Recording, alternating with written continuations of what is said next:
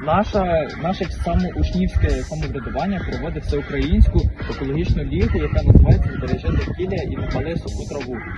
Взагалі, за що ми виступаємо? Ми виступаємо за те, щоб люди чим поменше спалювали рослинні залишки, тому що це дуже сильно руйнує нашу екосистему, атмосферу і все в тому роді.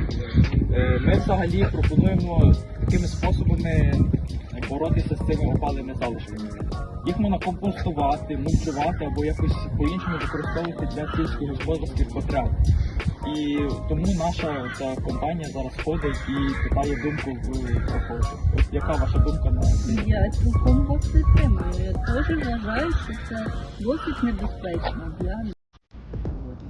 Того я в своєму господарстві зазвичай компостую залишки. Дякую. Не, дякую.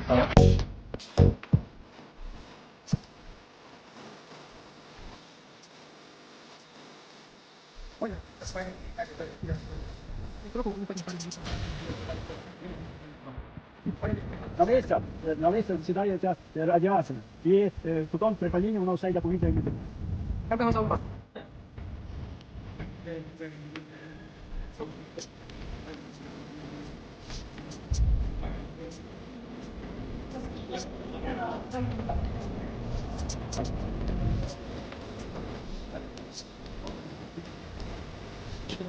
Ми учнівське самоврядування